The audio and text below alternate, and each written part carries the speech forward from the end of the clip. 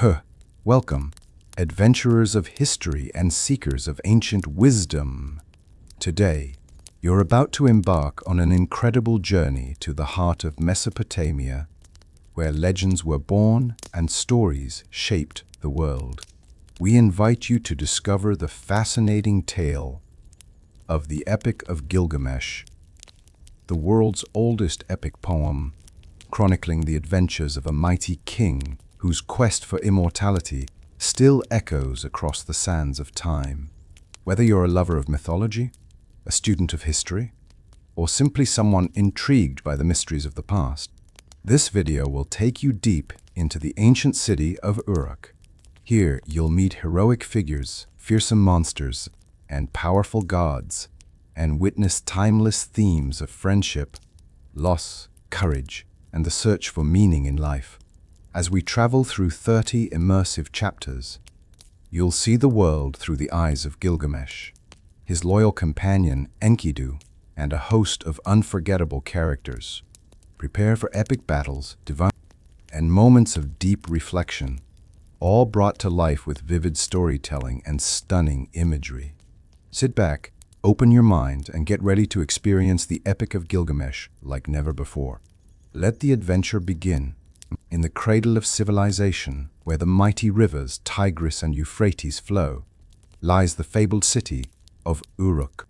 Its walls, legendary in both strength and splendor, rise high above the fertile plains, sheltering a thriving metropolis bustling with life. The people of Uruk are industrious and skilled. Artisans carve intricate patterns in clay tablets.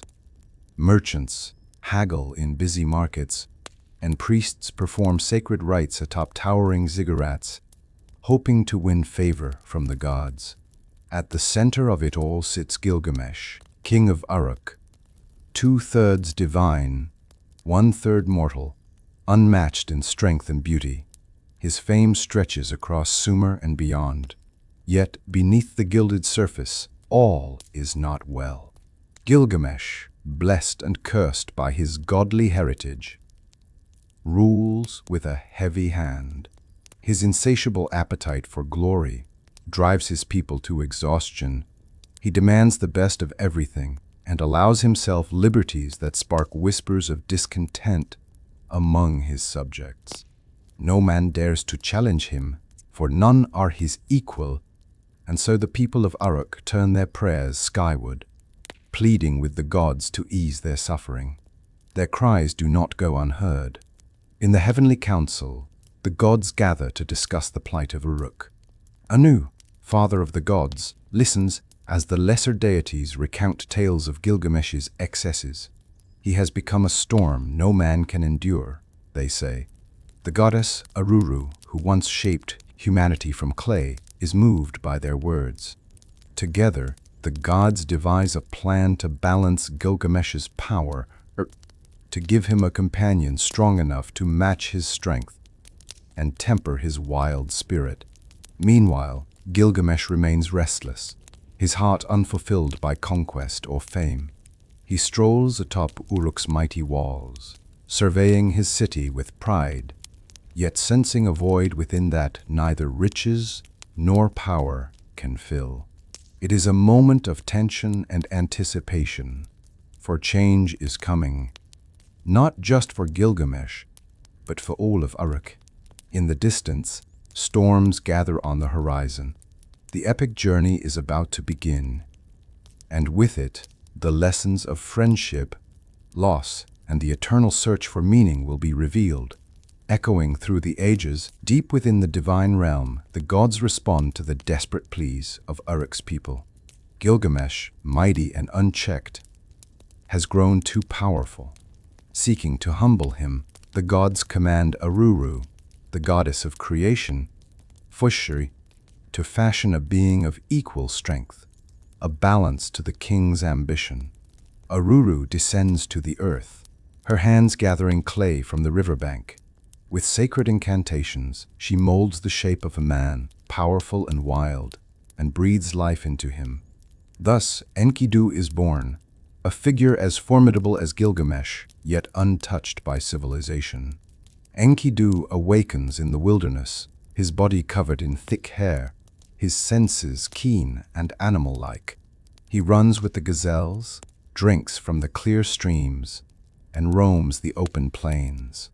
The animals accept him as one of their own. He protects them from hunters, dismantles traps, and disrupts their prey. For a time, Enkidu knows only freedom and instinct, his heart at peace beneath the vast sky. But his presence unsettles the balance between man and nature. Hunters, frustrated by their ruined traps and the disappearance of game, return to Uruk with tales of a wild man stronger than any beast. The priests listen, troubled yet intrigued, and relay the news to the goddess Aruru. She observes Enkidu from afar, satisfied that her creation fulfills its purpose. Enkidu, meanwhile, revels in his life. He gallops with antelopes, challenges wolves in playful chases, and bathes in sunlit rivers. Unfettered by the concerns of men, he is both innocent and formidable, a true child of the wilderness. Yet, destiny stirs on the horizon. The world of men and gods is preparing to draw Enkidu forth from the forest and into the heart of civilization.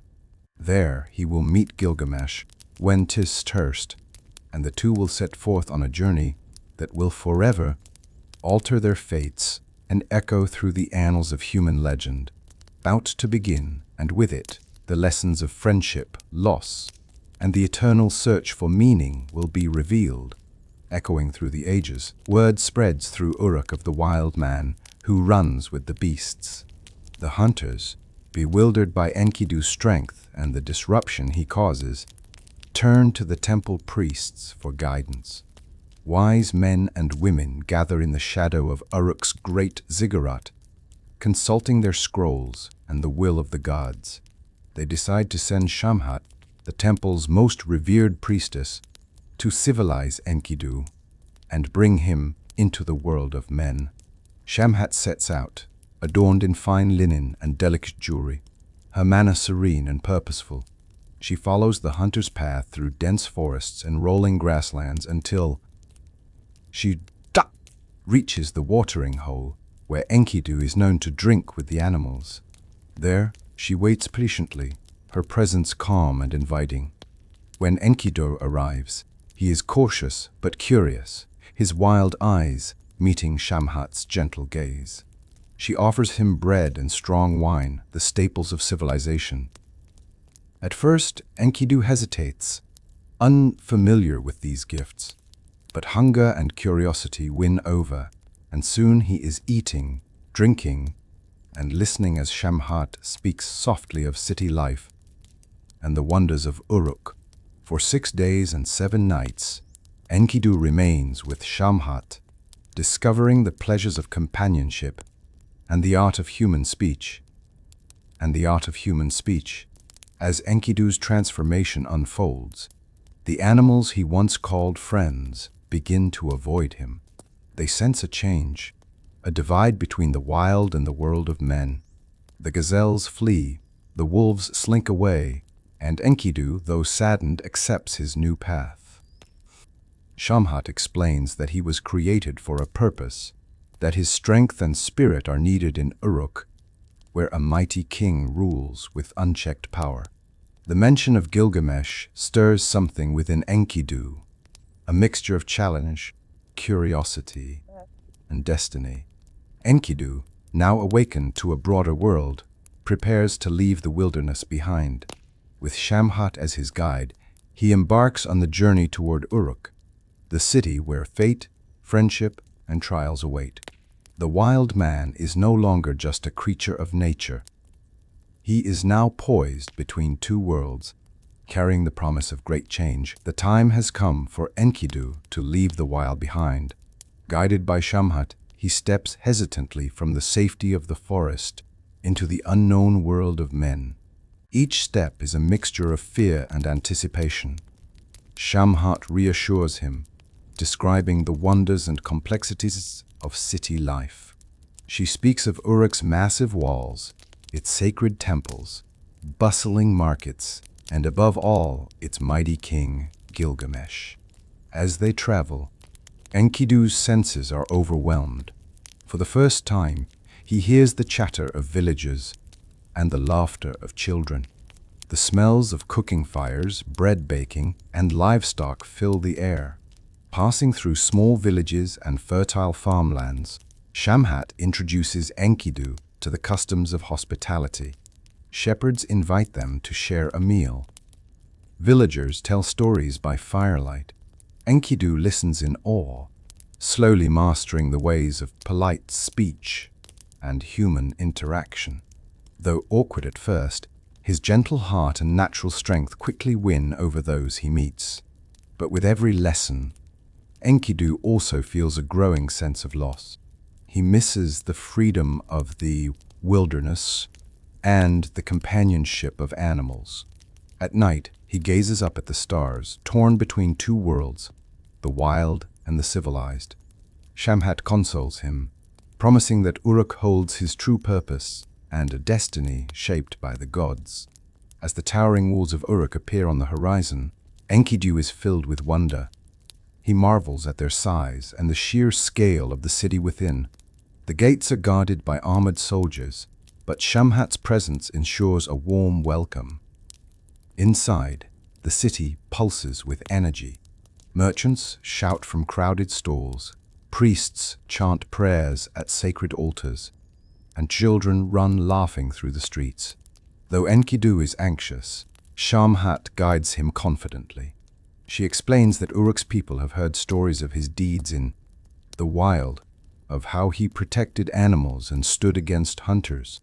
Some citizens regard him with curiosity, others with awe, a few with fear. Enkidu's heart pounds as he realizes that his journey is only beginning. Somewhere within these walls waits Gilgamesh, a king as powerful as the gods, whose path is destined to cross his own. News of a wild man, equal in strength and courage to the king himself, spreads swiftly through the streets of Uruk. Gilgamesh, ever proud and unchallenged, grows curious. For too long, he has ruled without rival, his every whim obeyed. Now, for the first time, he feels a thrill of anticipation, and perhaps a touch of unease. Shamhat brings Enkidu to the great square, at the heart of the city. Word of their arrival attracts a throng of citizens. Some hope to see a challenger who might humble the mighty Gilgamesh. Others simply seek spot. Enkidu, once of the wild, stands tall but wary, his eyes searching the crowd for the king he has heard so much about. The air is charged with expectation. Suddenly, Gilgamesh appears, clad in regal attire, bearing the mark of divinity in his confident stride. He meets Enkidu's gaze with equal intensity. For a moment, neither speaks. The city holds its breath. Then, without a word, the two giants close the distance. Their encounter is swift and fierce, a contest of raw power and indomitable will. Dust swirls as they grapple, their muscles straining, each refusing to yield. The battle rages across the square, and for the first time, Gilgamesh finds himself matched, blow for blow. Enkidu, too, feels the exhilaration of facing an equal. Citizens cheer and gasp, torn between awe and fear. Neither man can claim victory. At last, exhausted and spent, Gilgamesh and Enkidu break apart, gasping for breath. In that moment, something changes.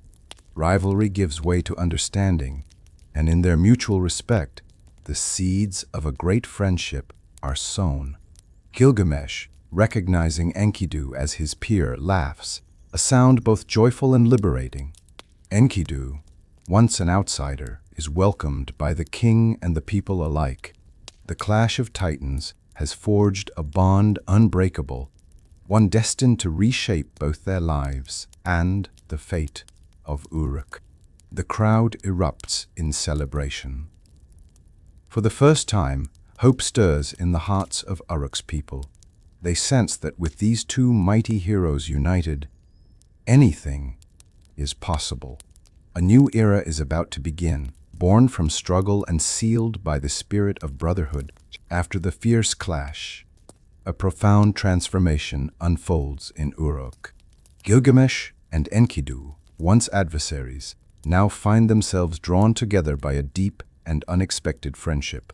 Their rivalry, instead of breeding hatred, has forged a mutual respect, a bond powerful enough to change the very fabric of the city. The people, once fearful of Gilgamesh's unchecked power, now rejoice at the sight of the two heroes walking side by side. Laughter and hope fill Uruk's streets. Gilgamesh feels a new sense of completeness. For years he ruled alone, haunted by a restlessness that neither victory nor conquest could satisfy. In Enkidu he finds his equal, not just in strength, but in spirit. The two share tales of their past. Gilgamesh recounts his triumphs and burdens as king, while Enkidu speaks of the freedom and simplicity of the wild. Each learns from the other, their worlds expanding with every conversation. Together, they embark on adventures around Uruk, testing their strength, protecting the city, and sharing in its joys. They hunt wild beasts, train with the guards, and join in the city's sacred rituals. Their presence inspires the people, who begin to see their king in a new light. No longer a distant figure of fear, Gilgamesh is now seen as a leader, capable of compassion and loyalty. Yet, their friendship is not without challenge. Some in the court grumble at the influence of a wild man on the king, while others question whether such power shared between two men can truly serve the city's interests. But Gilgamesh and Enkidu pay no heed to doubters.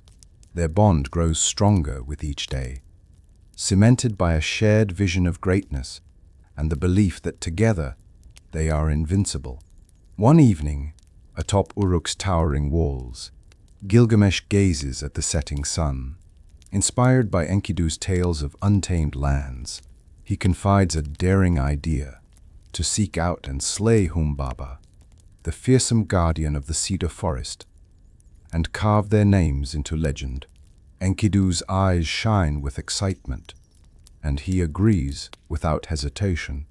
Thus, with friendship as their armor and courage as their guide, the heroes prepare for an epic quest that will test them as never before. As night descends upon Uruk, Gilgamesh's mind races with dreams of everlasting glory.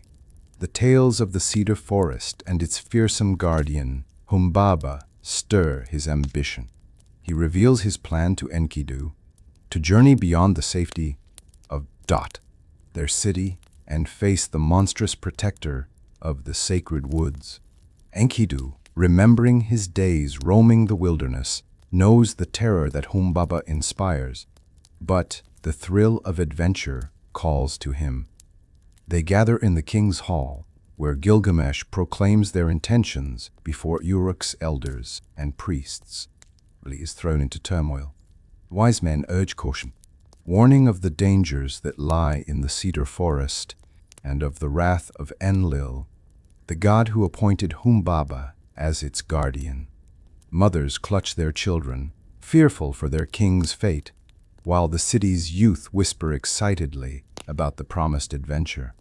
Gilgamesh, undaunted, speaks of fame that outlives mortal life, of deeds so grand that the world will remember them forever. Enkidu stands by his side, lending him the strength of his loyalty and his knowledge of the wild. He cautions Gilgamesh, describing the horrors of the deep forest and the supernatural power of Humbaba. But the bond between the two friends emboldens them both.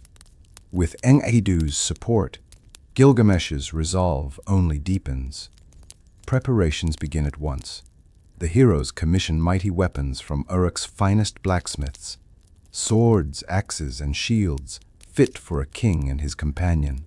Priests offer blessings and sacrifices to appease the gods. The people of Uruk, caught between dread and hope, watch as their champions ready themselves for the perilous journey. Gilgamesh and Enkidu offer prayers in the temples, seeking protection and guidance from the goddess Ninsun, Gilgamesh's divine mother, who anoints her son and adopts Enkidu as her own. At dawn, the two friends stand at Uruk's gates, hearts pounding with anticipation. Gilgamesh looks to Enkidu, who nods with quiet confidence. Together, they step into the unknown, leaving behind the safety of their city and the comfort of their old lives. The quest for glory and the pursuit of immortality through legend has begun. The dawn casts a golden glow as Gilgamesh and Enkidu stride beyond the gates of Uruk, leaving the familiar walls behind. The open road stretches into the distance, winding through fields and rocky hills, then fading into dense woodlands. At first, the journey feels exhilarating, the air is fresh, and the heroes are buoyed by purpose. They walk in companionable silence, each savoring the freedom and the unknown. As hours turn into days, the landscape changes. Trees grow taller, and the air grows thick with the scent of pine and damp earth. Pointy. The approach to the cedar forest is marked by an unnatural hush. The birds fall silent, and even the wind seems to hold its breath. Enkidu, once at home in the wild, grows wary. He warns Gilgamesh of the terrors that dwell in this ancient wood, recalling how Humbaba's very presence twists the trees and fills the night with monstrous cries. Gilgamesh listens but presses on, his courage fueled by dreams of immortal fame. As twilight deepens, the friends make camp at the forest's edge. Shadows creep between the trunks, and every snap of a twig sets their nerves on edge. Yet, neither falters. They speak quietly of their hopes and fears, finding strength in their friendship. Enkidu recounts the sacredness of the cedar forest, explaining that these woods are protected by Enlil himself, the god of storms. Gilgamesh, undeterred, vows to prove himself worthy even of the gods. Before entering, the heroes offer prayers and sacrifices to the mountain gods. Gilgamesh asks for guidance, while Enkidu, feeling a pang of nostalgia, thanks the wild for all it has given him. That night, Gilgamesh dreams troubling visions, mountains collapsing, thunder roaring, and a giant figure looming above him. Enkidu interprets the dreams as signs that the gods are watching, but that success and peril await. With the first rays of dawn, the two heroes steel themselves and step beneath the ancient boughs. The world changes instantly. The light dims, the air thickens, and the silence grows profound. Together, Gilgamesh and Enkidu face the cedar forest, hearts pounding, knowing that within its shadows lurks the mighty Humbaba. The greatest trial is about to begin. As Gilgamesh and Enkidu venture deeper into the cedar forest, the world transforms around them. The trees soar to impossible heights, their trunks as wide as city gates. The air is thick with the scent of resin and shadowed by branches that blot out the sky. Every sound, every creak and whisper feels magnified, as though the very forest is alive and watching. Enkidu moves with caution, his instincts sharpened by years spent in the wild, but even he feels the unnatural dread that pervades these woods. Gilgamesh, however, is driven by a restless energy. He peers into the gloom, ever searching for signs of the monstrous guardian whose legend haunts every tale of the cedar forest. Suddenly, the earth trembles. A chilling wind sweeps through the trees, and a deep, guttural roar echoes among the trunks. Humbaba is near. The monstrous guardian of the forest, appointed by the god Enlil, emerges from the shadows. His face is terrifying, part lion, part dragon, shrouded in swirling auras of terror. His breath withers leaves, and his gaze alone makes strong men falter. Gilgamesh and Enkidu steel themselves. They grip their weapons tighter, hearts pounding. Humbaba's massive form circles them, his 7 auras shifting like smoke, each one carrying a supernatural terror meant to break the spirit of any intruder. The ground shakes with every step he takes, and the forest itself seems to shrink from his wrath. Gilgamesh calls out, declaring their challenge. Humbaba laughs, a thunderous sound that rattles the ancient wood. He mocks their bravery, warning them that no mortal can stand against the power granted to him by the gods. But Gilgamesh stands firm, emboldened by Enkidu's presence.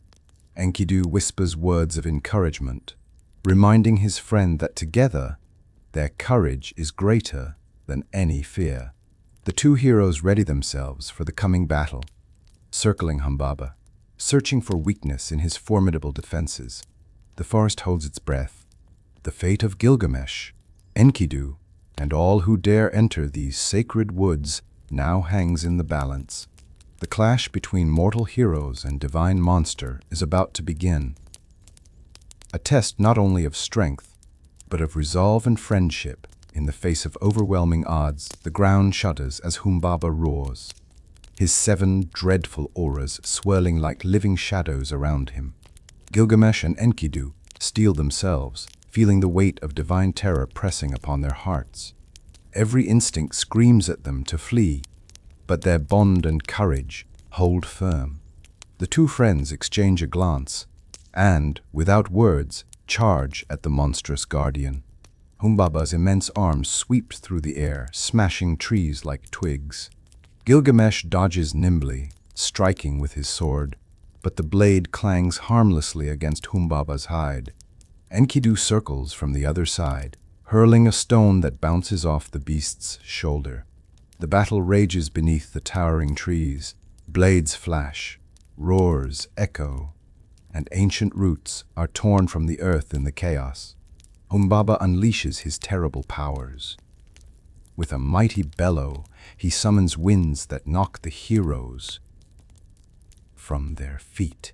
The forest itself seems to rebel, branches whipping and roots writhing as if controlled by the monster's will. Gilgamesh is battered but undaunted. Enkidu shouts encouragement, rallying his friend to stand. Together they press forward, their attacks more coordinated. Enkidu distracts the beast while Gilgamesh seeks a vulnerable spot. At the height of the struggle, Humbaba hesitates for the briefest moment, his power wavering. Seizing the chance, Gilgamesh lands a blow that wounds the monster. Humbaba, sensing defeat, pleads for mercy, offering treasures and servitude in exchange for his life. Gilgamesh is tempted, his sword hovering, but Enkidu warns him, reminding him of the monster's evil and the god's decree. With one final, mighty effort, Gilgamesh delivers the fatal strike. Humbaba falls, the ground trembling as his life ebbs away. The auras fade, the oppressive darkness lifts, and the forest breathes again. Gilgamesh and Enkidu stand victorious, battered but triumphant. The heroes cut down the tallest cedar as proof of their deed, intending to bring it back to Uruk. The slaying of Humbaba marks a turning point in their journey.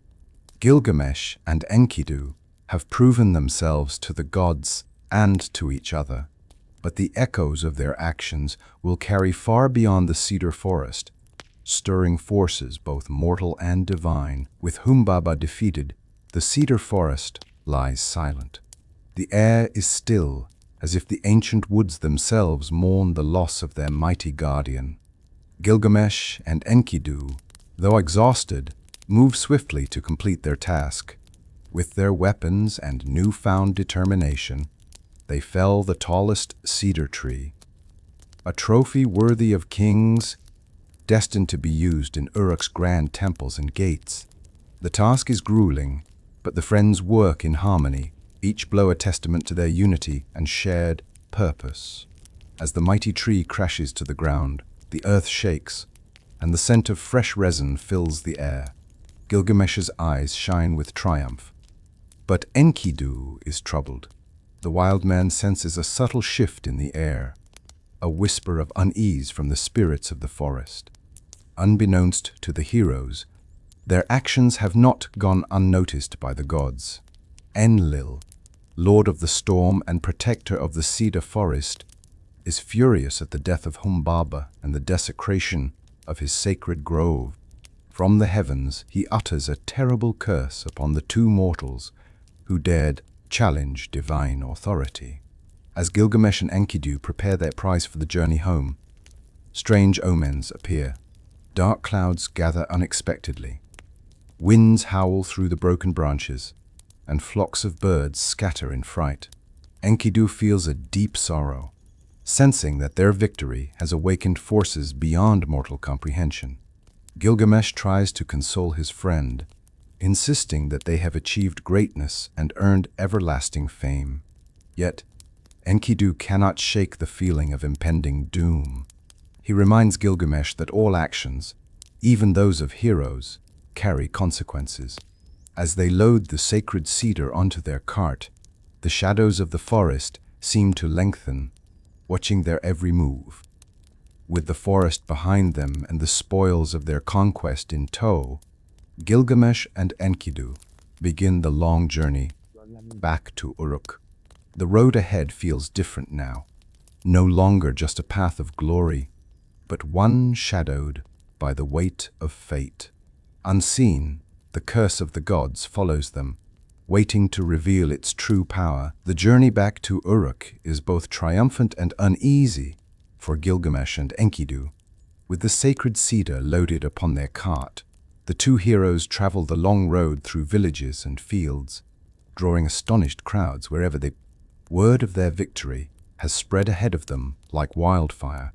People gather along the road, eager to catch a glimpse of the legendary warriors who dared to defy the gods and slay Humbaba. Gilgamesh, emboldened by fame, basks in the admiration of his people. He speaks to those who greet them, telling tales of their mighty struggle and the defeat of the terrifying forest guardian. Children run alongside their cart, shouting songs of praise. Merchants, craftsmen, and farmers all marvel at the size of the cedar tree, which promises to enrich the city and serve as a monument to their king's glory.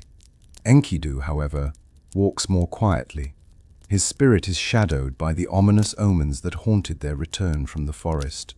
He feels the weight of the gods' displeasure and senses that, despite their victory, something precious has been lost. The wild man longs for the untouched wilderness, for the peace and balance that once marked his existence among the animals. He tries to enjoy the celebration, but his heart is heavy with foreboding. Upon reaching the gates of Uruk, the city erupts into jubilation.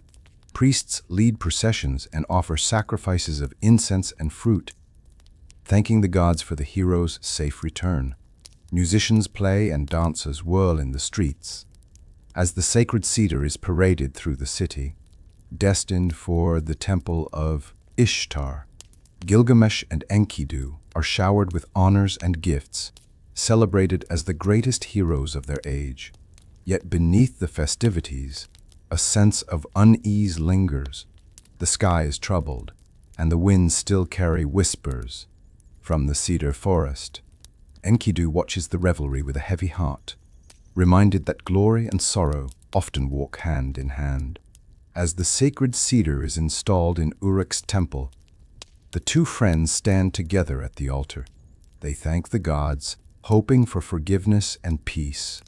But fate has already set the next stage of their journey, a stage that will test their bond, their courage, and their very humanity. The celebrations in Uruk continue for days, as Gilgamesh and Enkidu are hailed as the saviors of the city.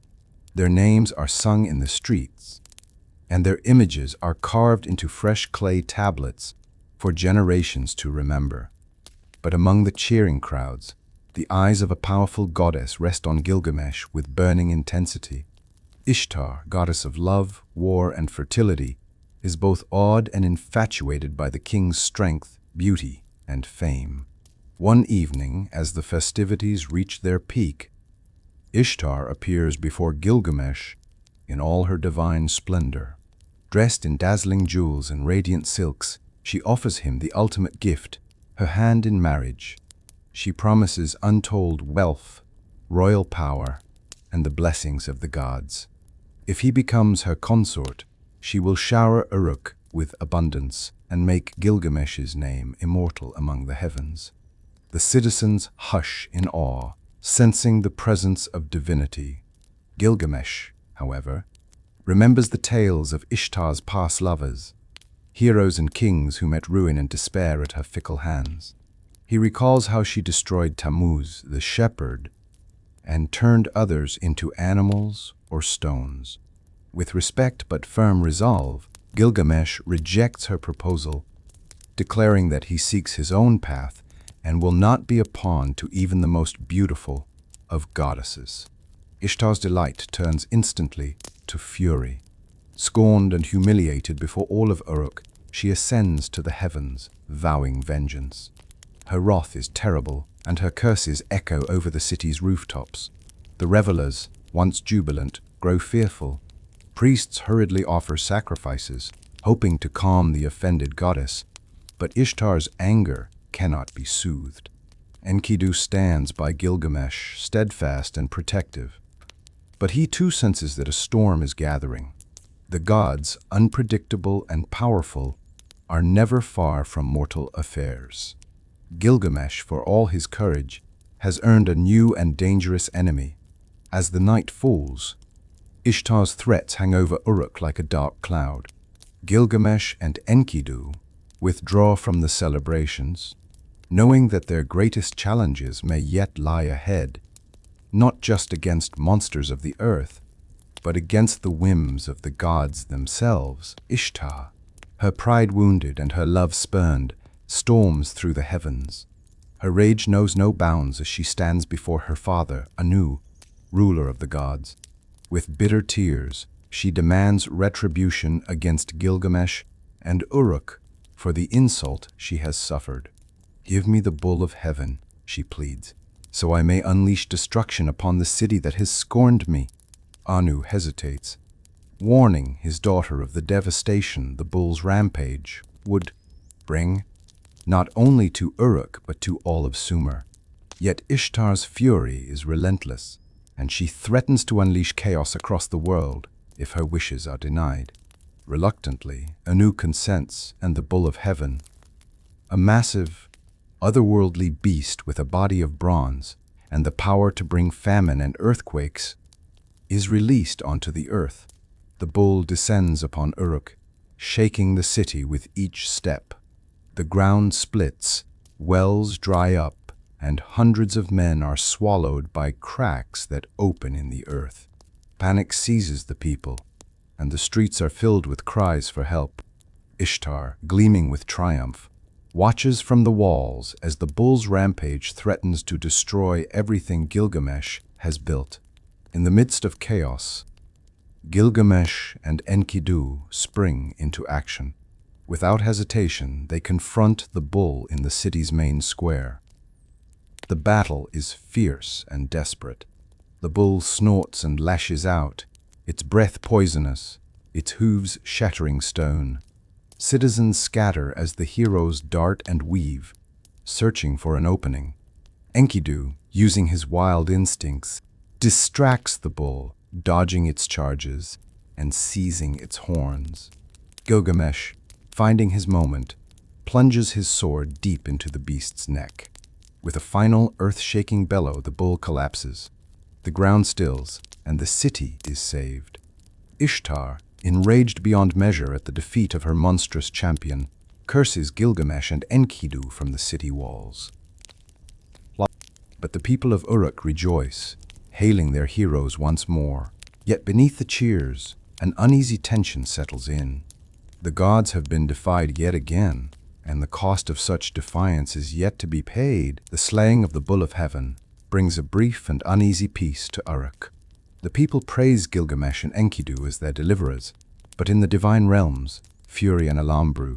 Ishtar's grief and outrage echo through the heavens, and she joins with Anu and Enlil to summon a council of the gods. The gods gather in their glittering halls, their faces grave as they consider the mortals who have twice defied the will of the divine, first by felling Humbaba, then by killing the sacred Enlil, storm god and protector of the cedar forest, speaks first.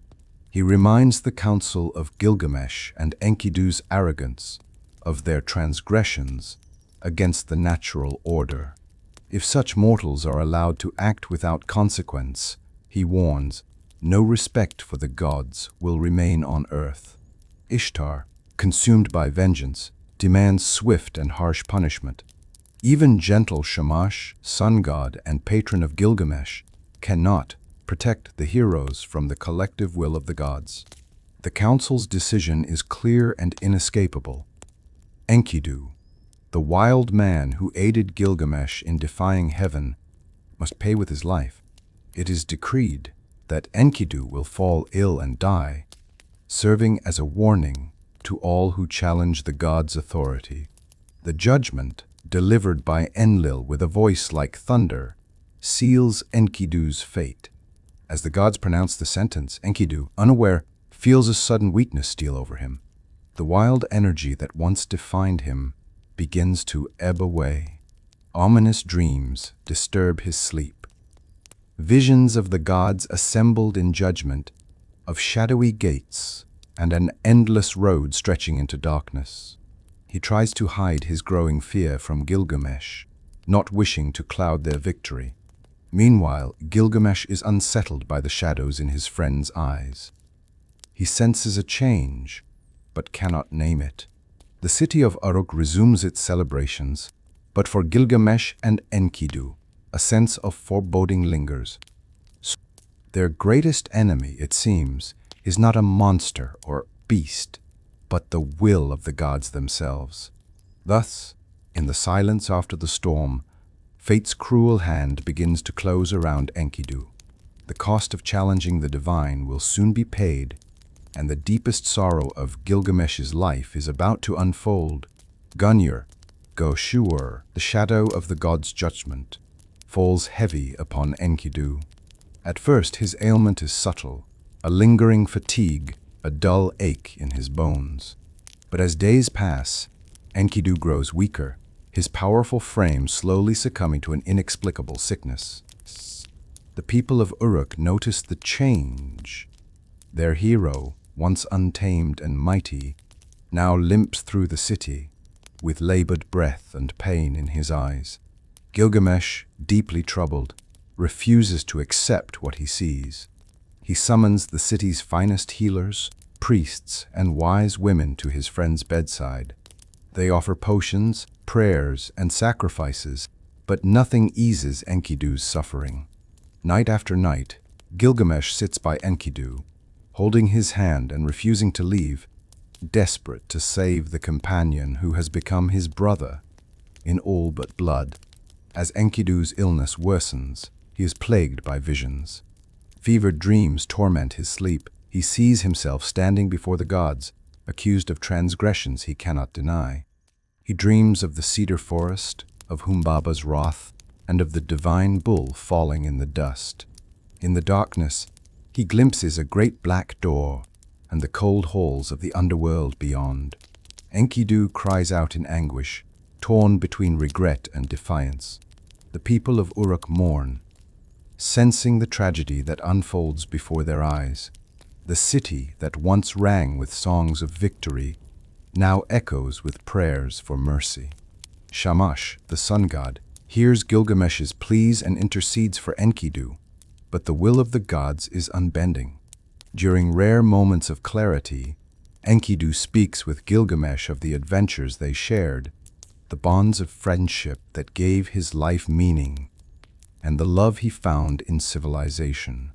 He laments, leaving the wild for the world of men, yet he is grateful for the companionship and honor he gained. As his strength ebbs, Enkidu realizes that he cannot escape the fate decreed by the gods. Gilgamesh, devastated but determined, promises his friend that his name and deeds will never be forgotten. The bond between them is unbreakable, even in the face of death. Uruk's days grow darker as the inevitable end approaches. The gods have claimed their price, and the greatest friendship in the world stands on the brink of final farewell as Enkidu's strength fades. The shadow of death looms ever closer. The city of Uruk, once vibrant with celebration, has become silent, mourning the impending loss of its hero. Gilgamesh, heartbroken, remains constantly at Enkidu's side, refusing food or rest. By candlelight, he listens to his friend's fevered words, his grief deepening with every passing moment. Enkidu, aware that his end is near, is tormented by regret and fear. He curses the gate of Uruk that welcomed him to civilization, the trapper who first saw him in the wild, and Shamhat who introduced him to the world of men. Had I remained among the animals, he laments, perhaps I would have never known this pain. Yet as he speaks, Shamash, the radiant sun god, shines through the window. In a vision, the god gently rebukes Enkidu, reminding him of the friendship, honor, and great deeds he gained by leaving the wild. Enkidu's anger fades into sorrow and then acceptance.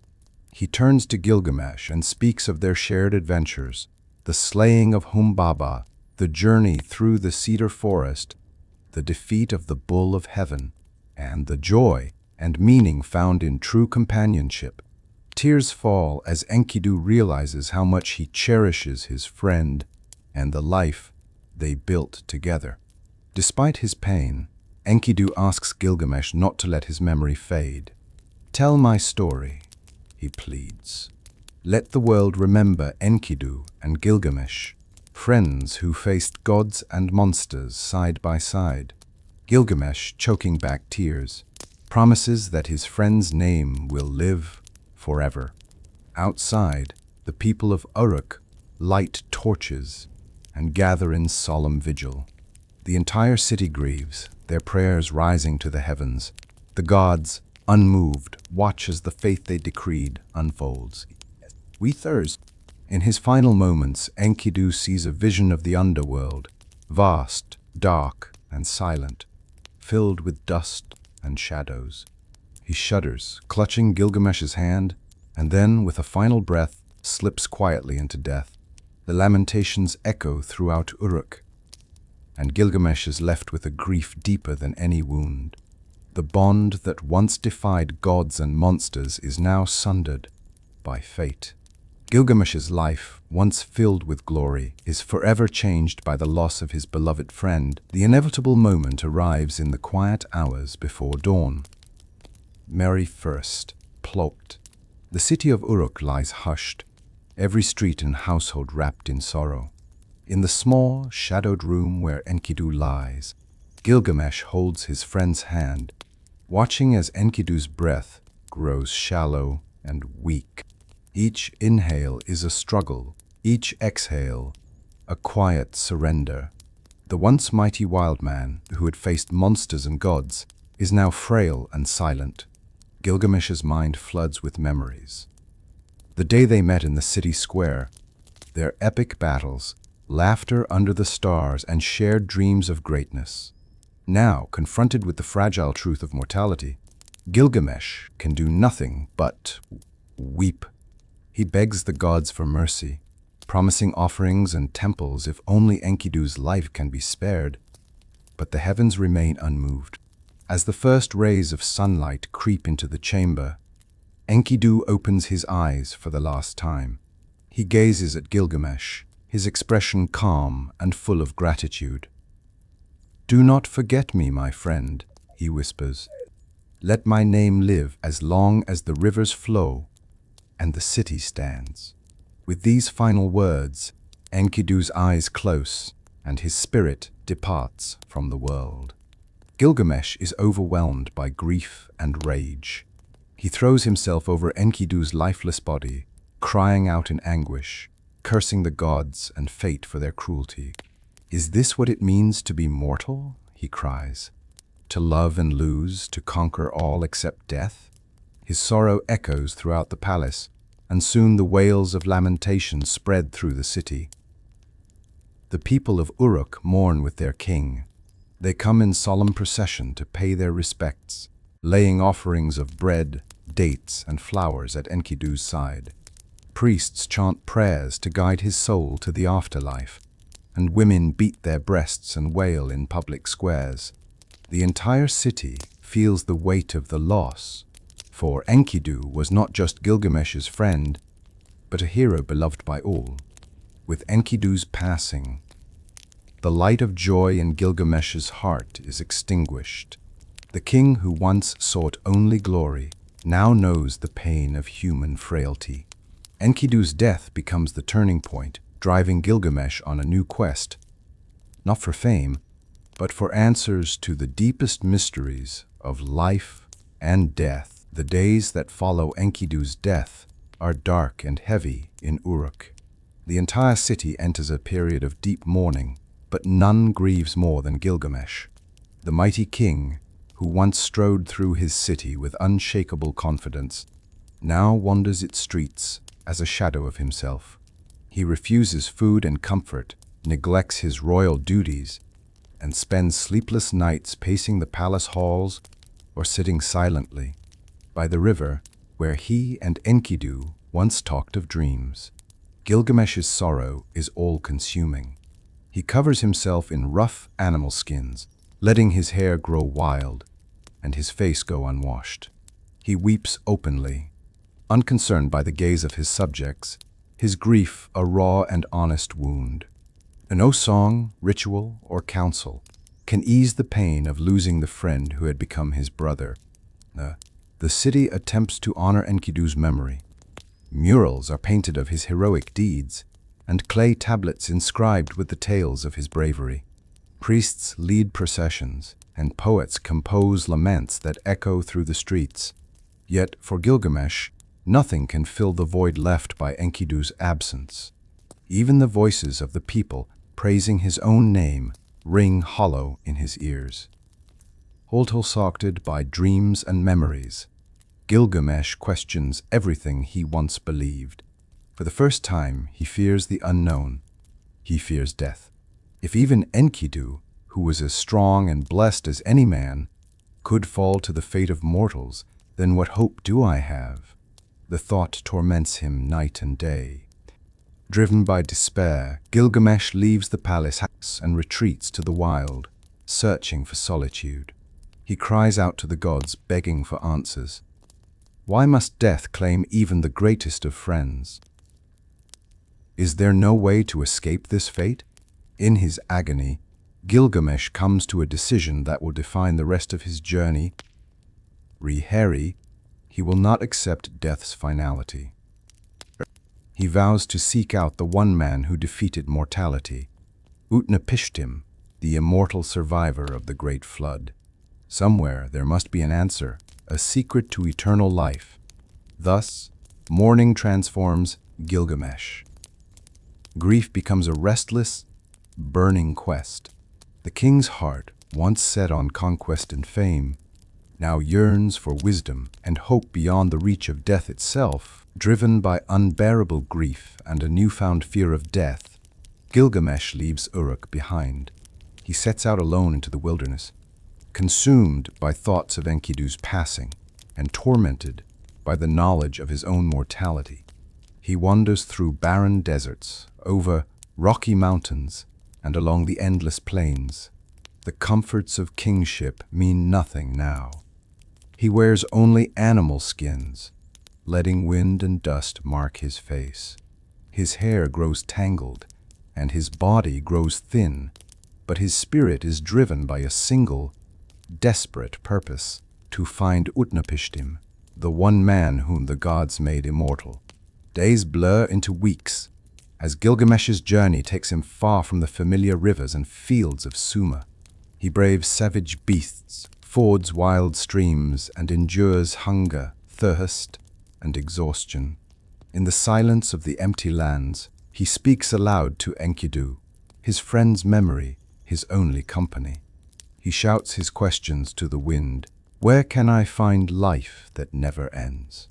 Where do the gods keep the secret of immortality? Villagers in distant lands look on with wonder and pity as the once mighty king passes through, a haunted shadow of his former self. Some offer bread and water, others flee in fear at the sight of his wild appearance. Gilgamesh pays them little mind, fixated only on his quest. He seeks out wise men and old women, hoping for word of Utnapishtim, the survivor of the Great Flood. Each time, the answer is the same. Utnapishtim lives at the world's end, beyond the mountains, beyond the sea, where no mortal dares to go. Despite every obstacle, Gilgamesh's resolve does not falter. He scales jagged cliffs, crosses burning sands, and faces storms that threaten to turn him back. At night, under a sky of endless stars, he dreams of Enkidu's voice, urging him onward, warning him of the perils ahead. Grief and love fuel his courage. 2. As Gilgamesh finally approaches the edge of the world, he stands before the fabled twin mountains of Mashu, the gates to the land of the gods. Towering and shrouded in mist, they guard the path that leads to Utnapishtim. Gilgamesh steels himself for what lies ahead, determined to wrest the secret of immortality from the ends of the earth, or perish in the attempt. As the first light of dawn breaks over the horizon, Gilgamesh stands before the twin peaks of Mashu. Towering and forbidding, these mountains mark the edge of the known world, their summits lost in swirling clouds. Between them yawns a narrow, shadow-filled pass, an entrance said to lead to the realms of the gods and the path to immortality. It is here that Gilgamesh must prove himself anew. At the entrance, two monstrous guardians await. Scorpion men, half human and half scorpion, fierce and unyielding. Their faces radiate the light of sunrise, while their tails arch menacingly above their armored backs. As Gilgamesh approaches, the scorpion man and his wife block the path, their voices rumbling like distant thunder. No mortal has ever ventured this way and returned. They warn, for the passage through Mashu is the road of the sun god, traveled only in darkness and peril. Unfazed, Gilgamesh pleads his case. He tells of Enkidu's death and the agony that has driven him across the world. He speaks of his quest to find Utnapishtim, to learn the secret of life that endures beyond death. The Scorpion Man, moved by the sorrow and determination in Gilgamesh's voice, confers with his wife. Though they know the dangers ahead are greater than any Gilgamesh has faced, they sense the sincerity of his grief. Few mortals possess such courage. The Scorpion Woman says softly, "You may pass, but you must journey through 12 leagues of utter darkness, where no light shines and terror dwells in every shadow." She warns him, the path is long and claustrophobic, and even the gods tread it with caution. Gilgamesh bows in gratitude. With a deep breath and one last glance at the rising sun, he enters the tunnel beneath Mashu. Instantly the world is swallowed in blackness. The silence is complete, broken only by his own heartbeat. Each step is a battle against fear, each moment a test of willpower and memory. He thinks of Enkidu drawing strength from their friendship and presses forward into the unknown, determined not to let darkness defeat him. At the end of the passage, a faint glimmer appears. Gilgamesh pushes on, step by agonizing step, toward the first hint of dawn at the far side. Stepping into the tunnel beneath the mountains of Mashu, Gilgamesh is immediately swallowed by absolute darkness. The world behind him vanishes, and the path ahead is void of any light. Every sense is heightened. He can hear the echo of his own footsteps, the pounding of his heart, and the shallow rasp of his breath. The oppressive silence presses in from every side, as if the mountain itself is testing his resolve. For the first few leagues, Gilgamesh moves with cautious determination, feeling his way along the damp, cold walls. The ground is uneven, slick with unseen moisture. Occasionally, a gust of wind rushes past, carrying with it faint, ghostly whispers, echoes of travelers lost in ages past or tricks of his imagination. With each step, time loses meaning. Hunger gnaws at his stomach, and exhaustion tugs at his limbs, but he presses onward, driven by the memory of Enkidu and the hope of discovering life's secret. As he travels deeper, the darkness becomes almost tangible, threatening to suffocate him with every breath. Nightmarish visions flicker at the edge of his mind, images of Enkidu, lost and calling out, monstrous shadows with no form, and the endless loneliness that waits at the end of every mortal journey. Gilgamesh battles despair, recalling Enkidu's courage and the promise he made to honor their friendship. After many leagues, Gilgamesh begins to lose hope. His hands are scraped and bleeding, his body trembling with fatigue. Just as despair is about to claim him, a faint breeze carries the scent of pine and fresh water, a reminder of the living world beyond the tunnel. Summoning the last of his strength, Gilgamesh stumbles forward, willing himself not to surrender to the darkness. At last, after what feels like an eternity, a faint gray light appears in the distance. Gilgamesh lurches toward it, his pace quickening. The tunnel opens into a lush garden, bursting with color and birdsong, a stark contrast to the darkness behind him. He collapses to his knees, grateful and awestruck, as sunlight and warm air revive his spirit. Gilgamesh has survived the road of darkness, a trial few mortals could endure. And on the other side lies a realm of beauty and hope, the first reward for his relentless quest. As Gilgamesh stumbles out of the darkness, he finds himself standing in a realm of breathtaking beauty. The Garden of the Gods. Flowers of every hue bloom beneath his feet, their petals sparkling with dew. Towering trees laden with radiant fruit rise above clear, winding streams. The air is rich, with the scents of blossoms and ripe fruit, and birds sing songs more melodious than any he has heard in Uruk. Here, time itself seems to slow, and pain and exhaustion melt away. For a moment, Gilgamesh is awed and disoriented, overwhelmed by the splendor that surrounds him. He drinks deeply from a cool stream, the water sweeter than honey, and plucks a piece of golden fruit, tasting its divine flavor. Strength floods back into his limbs. The fear and despair of the long, dark journey begin to fade. As he wanders through the garden, Gilgamesh encounters Siduri, the wise and gentle tavern-keeper of the gods. Siduri is radiant, her eyes kind but wary as she watches the mortal king approach. "Why do you come here, Gilgamesh, son of Ninsun?" she asks. "No mortal has walked these paths since the world was young."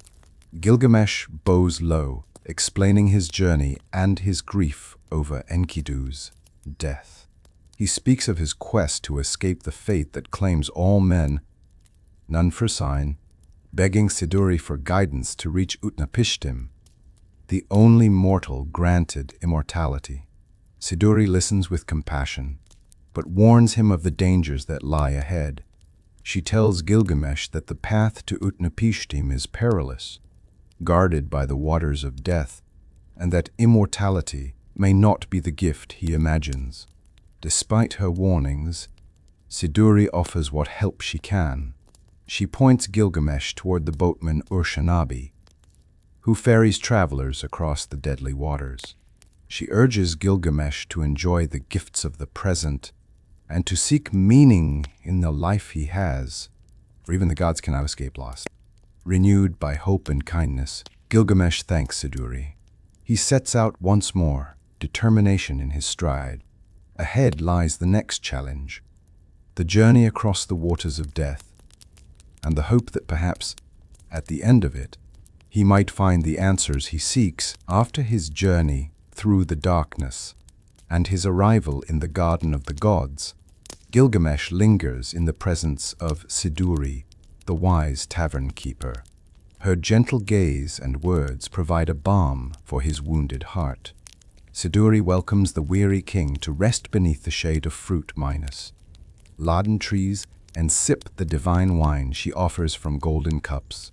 As Gilgamesh recovers, Siduri listens to the pain that drives him onward, the death of Enkidu, the terror of mortality, and the all-consuming quest for eternal life. She regards him with both sympathy and sorrow. Gilgamesh, why do you chase what the gods themselves will not grant to mankind? She asks softly. No mortal can escape death, for it is woven into the very fabric of the world. Even the mightiest heroes and kings must one day pass. Siduri urges Gilgamesh to cherish the joys of ordinary life, love, laughter, good food, and the company of friends. She tells him that immortality is not meant for mortals, and that true meaning comes from living fully and leaving behind deeds and memories that endure. She paints a vision of a happy life. Dance, feast, take joy in your children, and hold those you love close, for this is the lot of humanity. Though her words are wise, Gilgamesh is not ready to surrender his quest. The pain of Enkidu's loss and the fear of his own end still burn in his heart. He pleads with Siduri for a way to reach Utnapishtim, convinced that only the immortal survivor of the flood can grant him the secret he seeks. For Toynfor fans, seeing his resolve, Siduri relents. She directs him to the distant shore where Urshanabi, the immortal ferryman, waits by his boat. The waters of death, she warns, are perilous and can only be crossed with great care. She offers Gilgamesh bread and wine for his journey and blesses him, hoping he finds the wisdom he seeks. With gratitude, Gilgamesh bids Siduri farewell. As he walks away, he glances back at the garden, carrying her counsel in his heart. Even as he continues down the lonely path toward the unknown, with Siduri's wise words lingering in his mind, Gilgamesh follows the winding path from the Garden of the Gods to the stony banks of a mysterious river, the waters of death. There, by the churning, uncanny current, he finds Urshanabi, the ferryman of the gods. Tall and weathered, with a cloak of woven reeds and a face marked by centuries of journeys, Urshanabi is tending to a boat unlike any Gilgamesh has seen. The craft is sturdy but old, lashed with tar and filled with strange talismanic stones. Urshanabi eyes Gilgamesh warily as he approaches. Sensing the king's sorrow and desperation, he asks why a mortal has come so far. Gilgamesh, his voice trembling with grief, explains his journey, the death of Enkidu, his dread of mortality, and his quest to find Utnapishtim and learn the secret of eternal life. Urshanabi listens, and a look of recognition passes through his ancient eyes.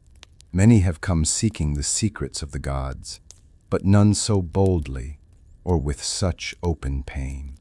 However, Urshanabi reveals that passage across the waters of death is not granted lightly.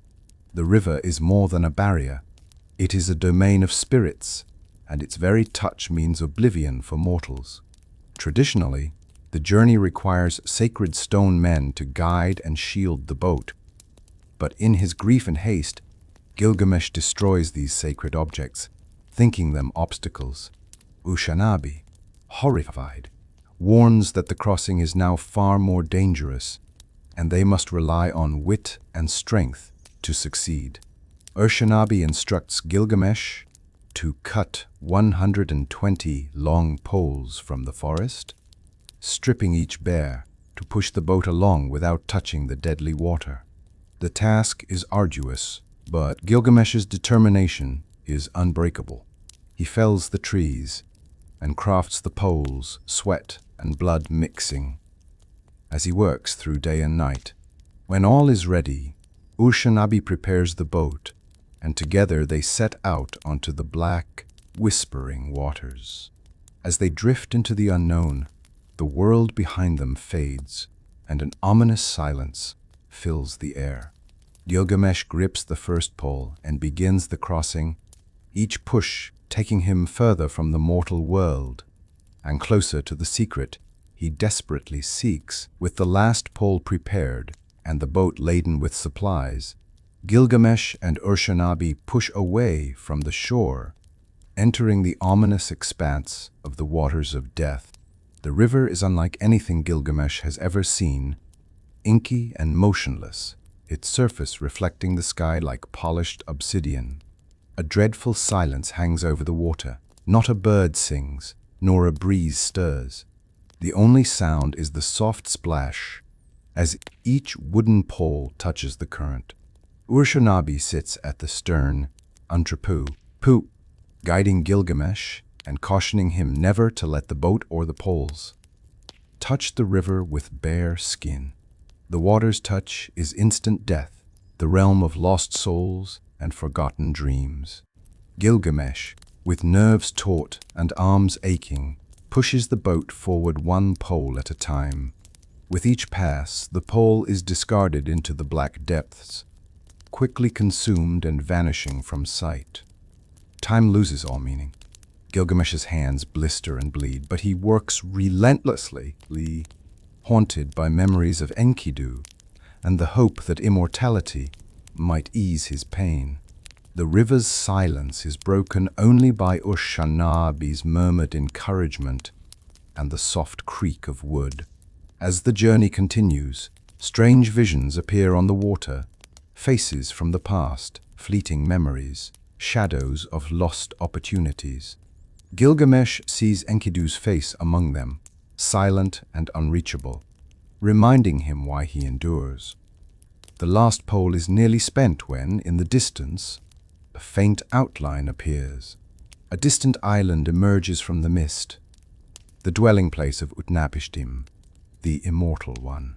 Gilgamesh, exhausted but resolute, finds renewed strength and pushes onward. When the final pole slips from his grasp, the boat glides to rest on the shore of the sacred land. Gilgamesh collapses, overcome by fatigue and relief. Uruk helps him to his feet, nodding in approval. Few have crossed these waters and lived, the ferryman says. Now your answers await. Standing on the edge of the immortal's realm, Gilgamesh looks back at the silent river, a boundary he can never cross again. Ahead lies the final part of his journey, the wisdom of ages, and perhaps the answer to the riddle that has haunted all mortals since the dawn of time. Stepping onto the quiet shore, Gilgamesh is filled with a mix of awe and anticipation. Before him rises a tranquil, timeless land, lush meadows and ancient trees, untouched by decay or age. At the heart of this place, beside a small house by the water's edge, stands Utnapishtim, the legendary immortal.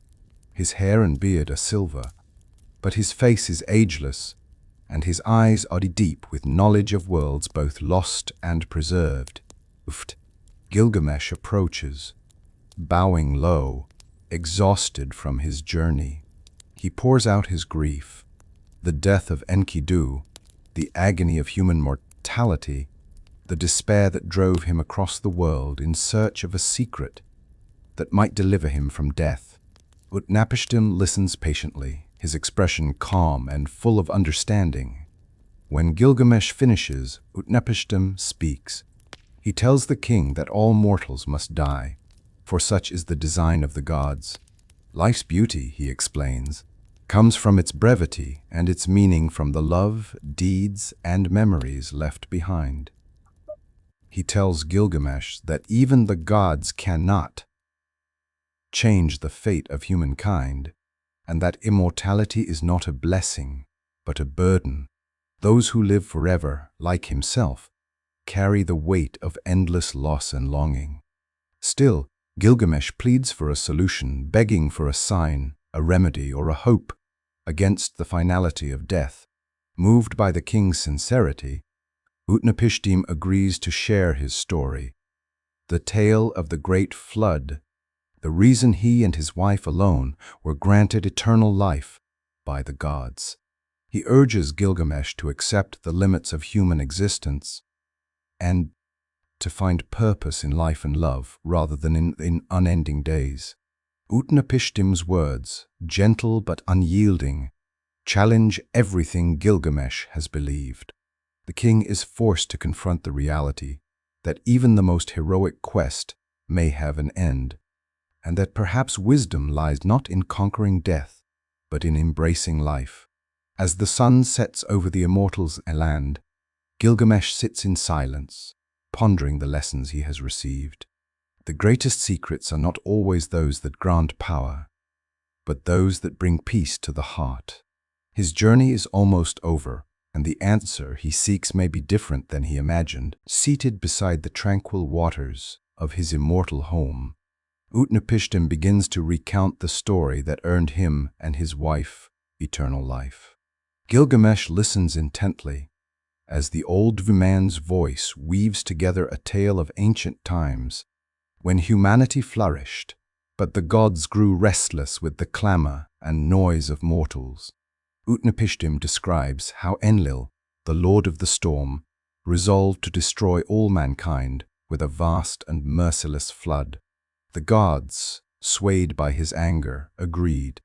Only Ea, god of wisdom and water, pitied the mortals and chose to warn Utnapishtim in a secret dream.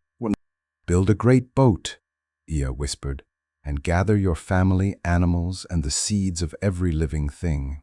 When the flood comes, you will be spared." Utnapishtim obeyed, toiling day and night to construct a colossal ark. His neighbors mocked him, unable to fathom the disaster that approached. When the skies finally opened and the earth was consumed by torrents, Utnapishtim and his companions sealed themselves inside, safe as the world vanished beneath the waters.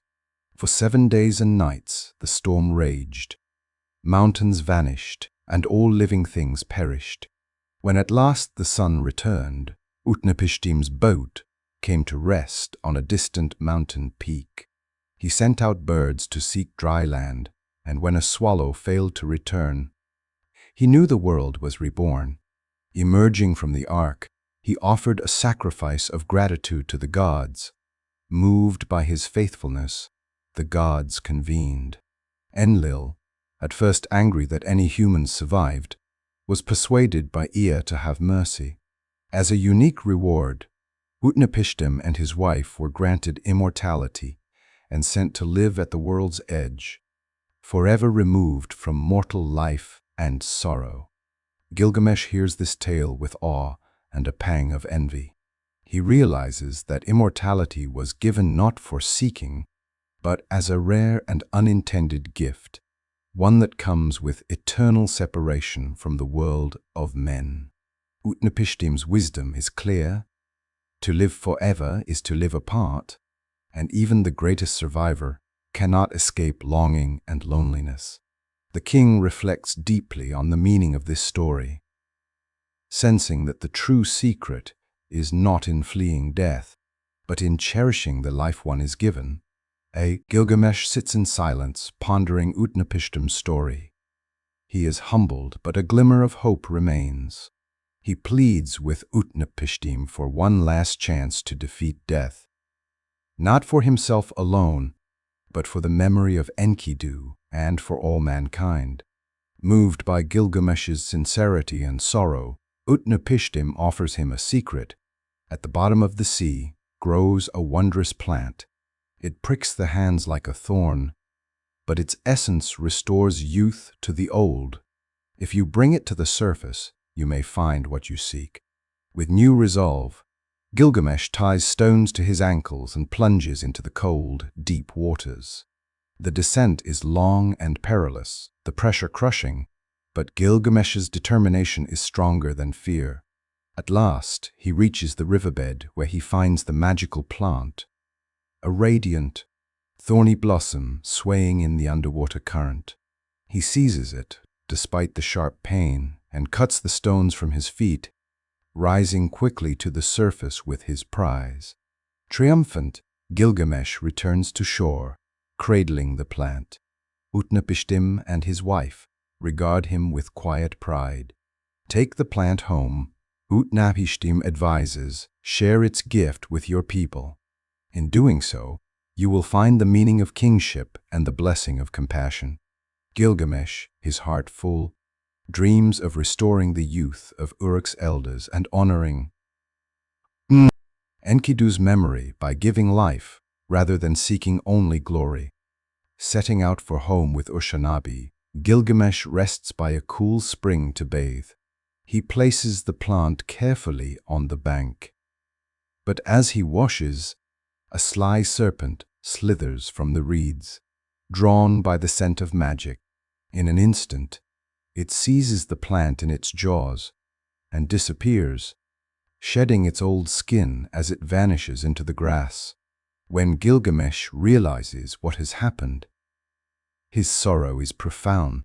Yet, as he watches the snake slough off its skin and glide away renewed, he glimpses the truth. The cycle of life and death is not a curse, but a natural miracle. Immortality belongs not to men, but to nature itself.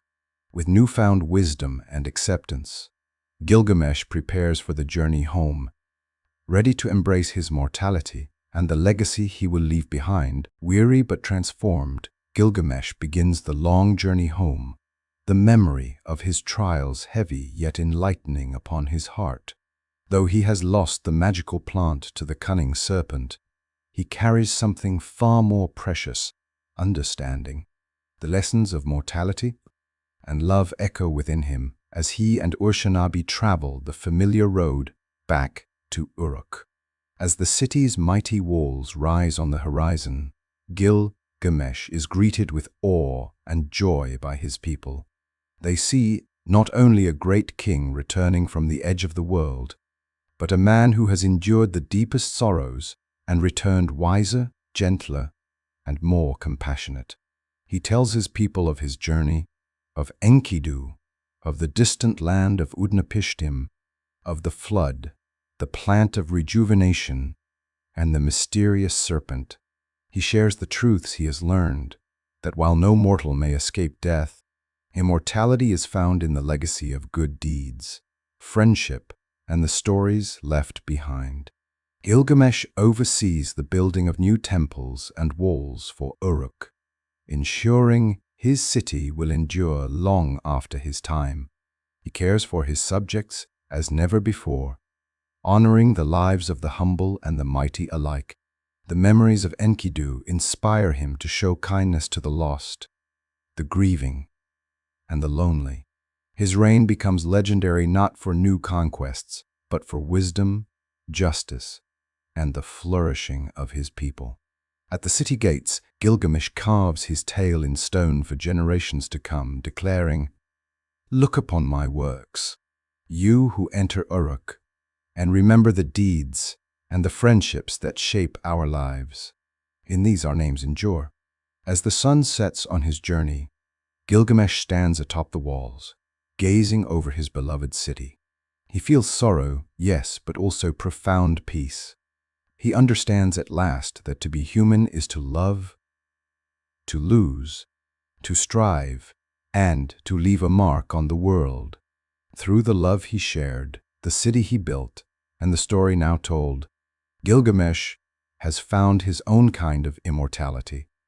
Thus ends the epic, an eternal testament to the enduring power of friendship, loss, and the wisdom to accept life's mysteries. Thank you, dear viewers, for journeying with us through the timeless legend of the Epic of Gilgamesh. As we close this story, we are reminded that even the mightiest heroes face loss and longing, and that the search for meaning is a journey every heart undertakes. Gilgamesh's quest across ancient lands, his friendship with Enkidu, his defiance of monsters and gods, and, ultimately, his acceptance of mortality. These are not just echoes from a distant past, but truths that touch us all, through triumph and sorrow, love and grief. Gilgamesh discovered that immortality is not found in escaping death, but in the bonds we build, the compassion we show, and the stories we leave behind. His journey teaches us to treasure each moment, to honor our friendships, and to find wisdom in accepting both the joy and impermanence of life. We hope this exploration of humanity's oldest epic has inspired you, moved you, and given you new appreciation for the stories that unite us across time. If you enjoyed this adventure, please like, share, and subscribe for more epic tales from history and legend. Until our next journey, may your days be filled with wonder, wisdom, and friendship